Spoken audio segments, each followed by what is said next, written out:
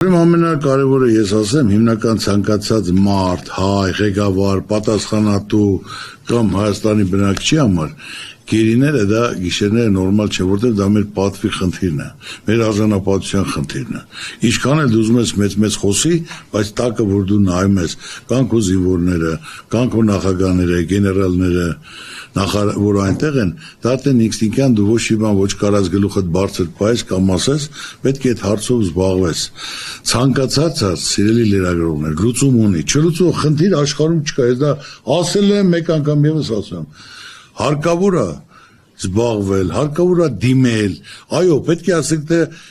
Ալեքսանդր Գրիգորիչին էլ, Լուկաշենկոին էլ դիմել, Վլադիմիր Վլադիմիրչին էլ դիմել, Տրամպին էլ դիմել, Մակրոնին էլ դիմել, չկա խնդիր, որ լուծում չունենա։ Այսինքն չզբաղելն է կամ դադար խոսելը կամ չկարողանալ այդ ծանրության տակ մտնել։ Հարց չկա, լուծում չունենա։ Հարկավոր է զբաղվել, հարցը կարգավորել, դիմելով, դա միջնորդով կլինի, չգիտեմ ինչը ոնց կլինի, եթե մենք գնում ենք խաղաղության, եթե մենք գնում ենք զիջումների, եթե մենք անգլավներ ենք տալիս։ Խի Ադրբեջանից մի հոգի մեզ մոտ չկա, մենք սաղ տվել ենք, բայց մեր ու կնդեղ ես կարամ հասկանալ, կարամ մի հատ լրագրող ինձ բացատրի, դա արդարացի մոտեցումը, հա, օրինակ հարցը քեզ եմ տալ, դա արդարացի է։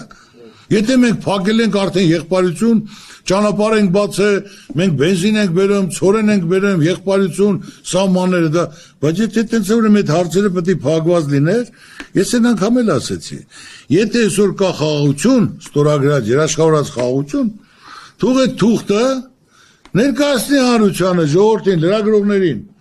Ես ասեմ, եթե կա, ես ներողություն խնդրեմ։ Ասեմ, տես կա, ես չեմ իմացել, որ երաշխավորած խաղաղություն կա, որ եթե Ալիևից ստորագրած է, որ ինչ որ կա, բոլորս տարածքների ամեն մեկը մեկինն է,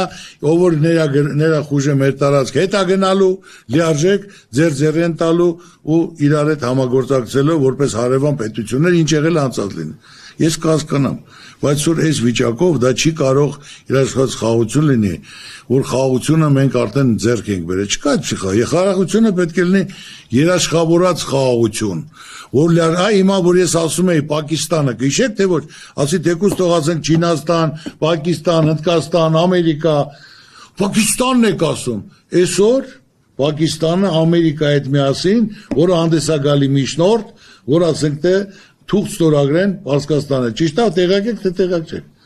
Պակիստանի հետ մենք Հայաստանը դիվանագիտական թուղթ ունի ստորագրած, եղբայր, ես օդի մեջ բաներ չեմ ասում, նայելով, հասկանալով, պատկերացնելով, որ լիարժեք ամեն ինչը լուծում ունի, եթե զբաղվող կա, հետևող կա, կապ ունեցող կա, ծանոթություն ունեցող կա, շրջապատ ունեցող կա, որ կարողանան